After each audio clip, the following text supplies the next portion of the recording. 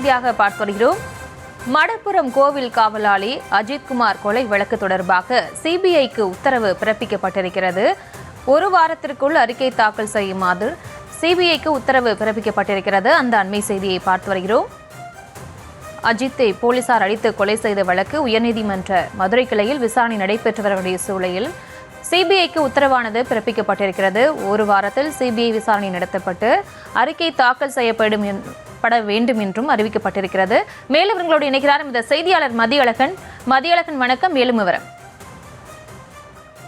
திருபுவனத்தில் இளைஞர் அஜித் போலீசாரால் அடித்து கொல்லப்பட்ட விவகாரம் தொடர்பான வழக்கு இன்று மீண்டும் சென்னை உயர்நீதிமன்ற மதுரை கிளையில் நீதிபதிகள் எஸ் எம் சுப்பிரமணியம், யூடி மரியாதை அமர்வில் விசாரணைக்கு வந்தது.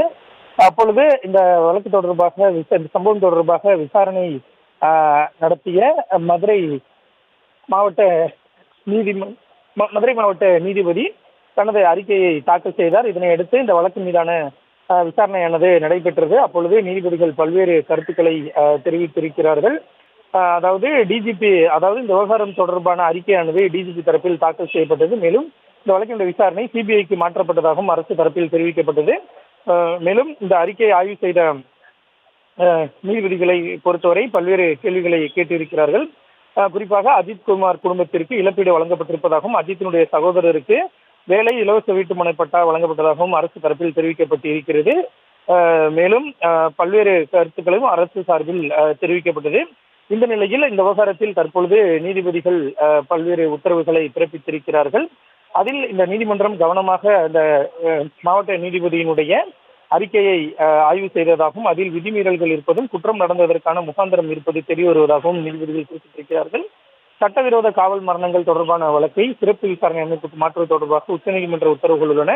கண்டிப்புடன் அதனை கையாள வேண்டும் என்றும் விசாரணை அமைப்பின் செயல்பாடுகள் நீதியை நிலைநாட்டும் வண்ணம் இருக்க வேண்டும் என்றும் அது அந்த விசாரணையை சந்தேகிக்கக்கூடிய வகையில் அதனுடைய செயல்பாடு இருக்கக்கூடாது எனவும் நீதிபதிகள் தெரிவித்திருக்கிறார்கள்.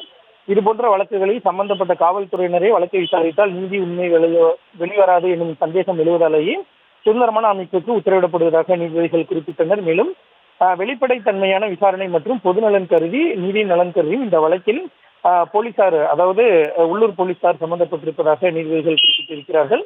இந்த நிலையில் சிபிஐ இந்த வழக்கை விரைவாக விசாரித்து குற்றப்பத்திரிகை தாக்கல் செய்ய வேண்டும் என நீதிபதிகள் உத்தரவிட்டிருக்கிறார்கள். சிபிஐ நீண்ட காலம் விசாரணை செய்யாமல் குறிப்பிட்ட காலத்தில் விசாரணை செய்து நீதியை நிலைநாட்ட வேண்டும் என்றும் நீதிபதிகள் குறிப்பிட்டிருக்கிறார்கள். இந்த வழக்கு நேர்மையாகவும் வெளிப்படையாகவும் நடத்த வேண்டும் என்பதை நீதிமன்றம் விரும்புவதாகவும் மேலும் நீதிபதிகள் குறிப்பிட்டிருக்கிறார்கள். முக்கியமாக நகை திருட்டு, அதாவது அஜித்குமார் மீது நகை திருட்டு புகார் குறித்து நிகிதா கொடுத்த புகாரின் மீது பதியப்பட்ட வழக்கையும் சிபிஐக்கு மாற்ற வேண்டும் என்று நீதிமன்றம் உத்தரவிட்டிருக்கிறது. அதாவது அஜித் மரணமடைந்த அந்த வழக்கு மட்டும்தான் சிபிஐக்கு மாற்றப்பட்டது. இந்த நிலையில் நகை திருட்டு புகார் கொடுத்த அந்த நிகிதா கொடுத்த அந்த புகாரினுடைய அந்த வழக்கையும் சிபிஐக்கு மாற்ற வேண்டும் என்று நீதிபதிகள் உத்தரவு ஒன்றை பிறப்பித்திருக்கிறார்கள். மேலும் மாவட்ட நீதிபதி கொடுத்த விசாரணை அறிக்கை விசாரணை பிரிவுக்கு மிகவும் பயனுள்ளதாக இருக்கும் என்பதில் எந்த விதமான சந்தேகமும் இல்லை என்று நீதிபதிகள் குறிப்பிட்டு இருக்கிறார்கள். தொடர்ந்து தற்பொழுது நீதிபதிகள் உத்தரவு பிறப்பித்து வருகிறார்கள். விவரங்களுக்கு நன்றி மதியழகன்.